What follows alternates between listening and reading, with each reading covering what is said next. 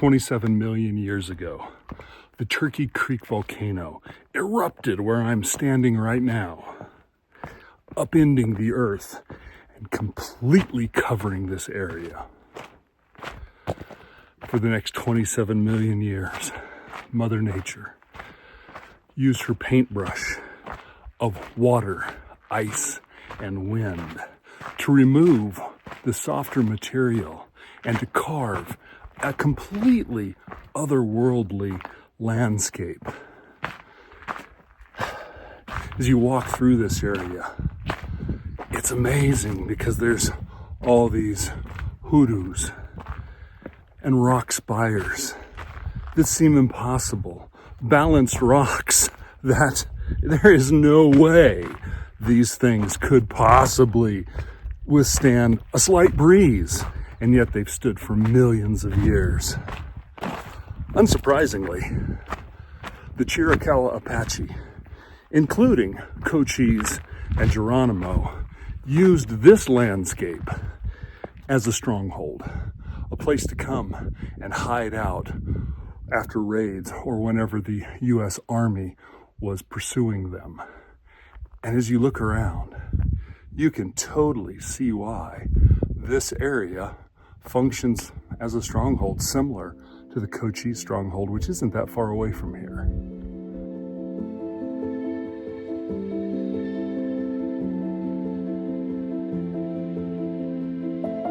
We're in another world, trekking along the edge of cliffs, surrounded by mazes of towering rhyolite hoodoos, where stone spires twist skyward like frozen smoke.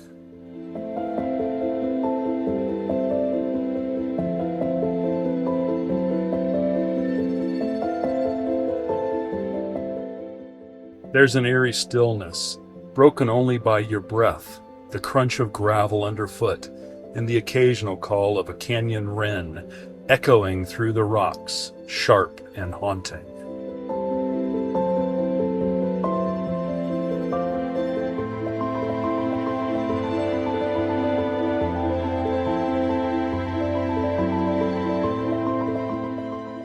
It's both grounding and surreal, like walking through nature's art gallery, where the exhibits have stood for millions of years and entranced ancient and modern humans alike.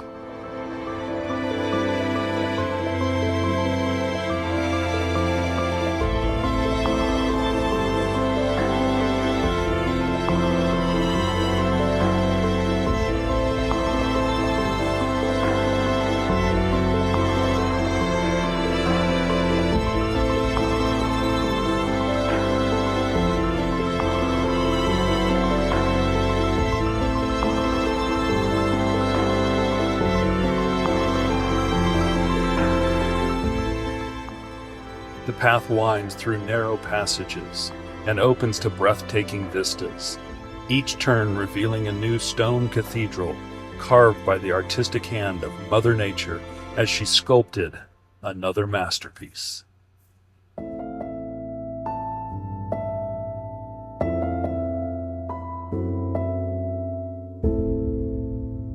You feel small, but deeply connected, reminded that beauty and resilience are often born of violent transformation.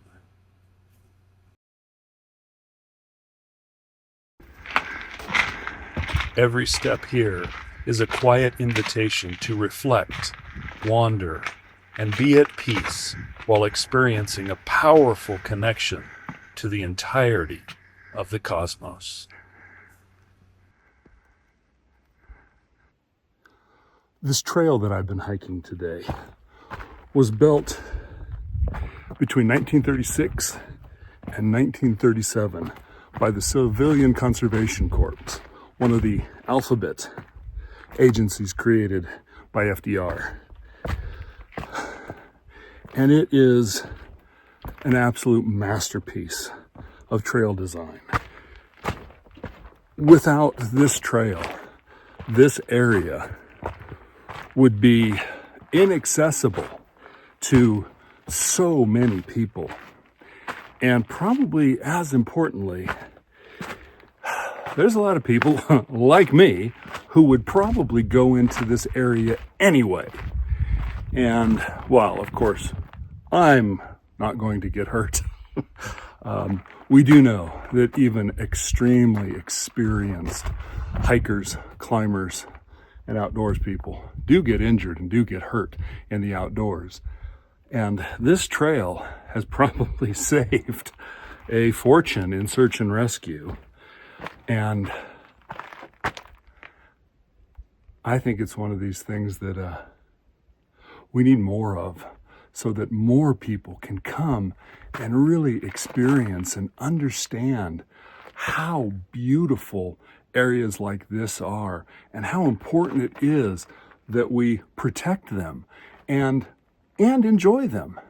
So next time you want to bitch about something that's happening in the public good,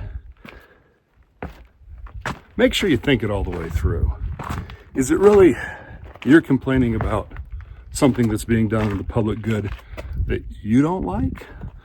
Or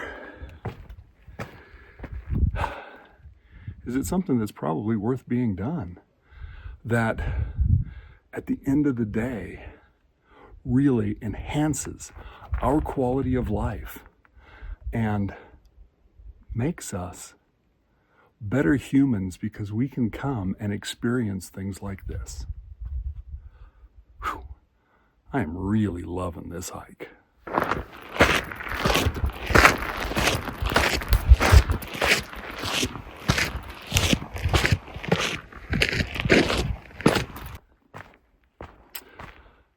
I've exited the really cool rock formations. That part of this hike was spectacular. I was really blown away. I didn't really have a strong sense of just how fascinating the rock formations would be in here. Oh, whoa. I now, interestingly, have headed into a forested area that, of course, is surrounded by the rock formations, called Echo Park. And it kind of cracked me up when I saw the sign, because Echo Park in Chiricahua National Monument is not Echo Park in Dinosaur National Monument, but I love them both. Maybe there's something to do with the name Echo Park. I'm going to have to start looking as I go to different national treasures to find out which ones have an area called Echo Park, and then make sure that I go check it out to see if it's something that I really enjoy.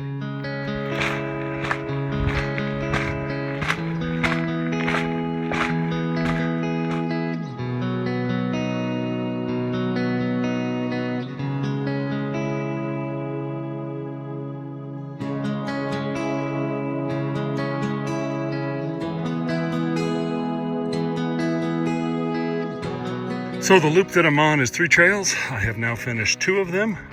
I'm just coming out of the hailstone, and now I'm going to be heading up the Ed Reggs trail there back to the parking lot.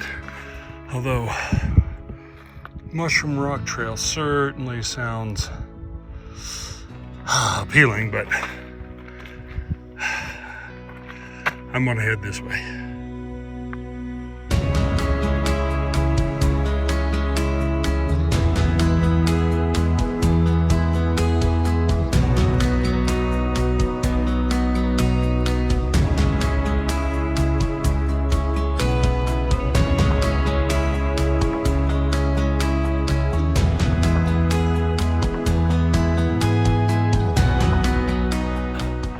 I'm about to the end here.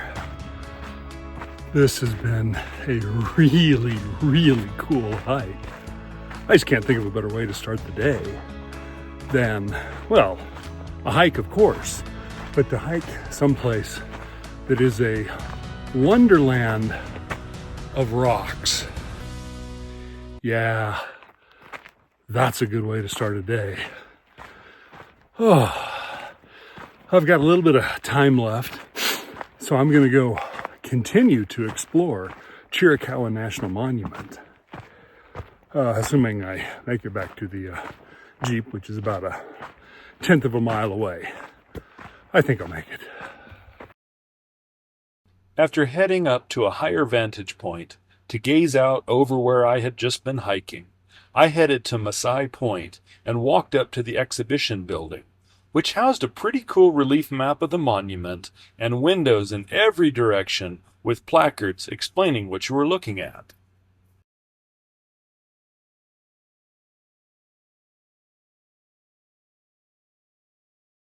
A stop at the visitor center piqued my interest in visiting the historic Faraway Ranch, whose family was instrumental in preserving this area and advocating for the formation of Chiricahua National Monument in 1924.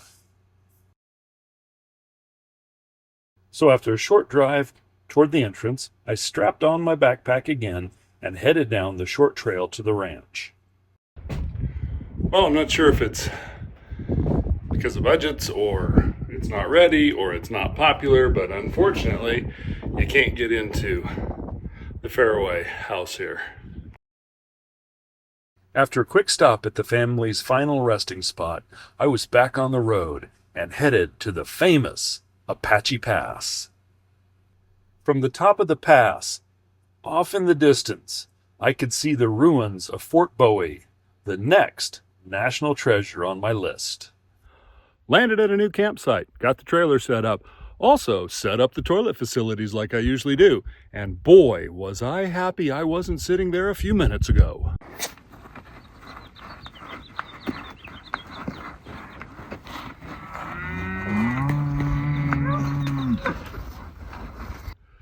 That could have been a very awkward meeting had I been sitting there when that bull walked by.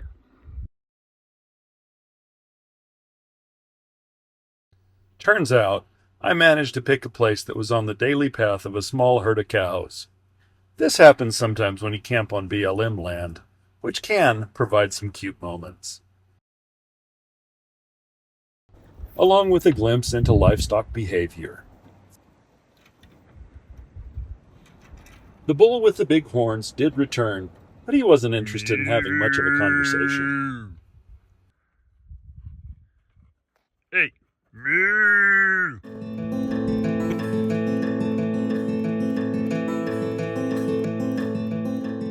Join me on my next rapid recap as we hike the trail to the ruins of the first and second Fort Bowie, along with a few fascinating stops along the way.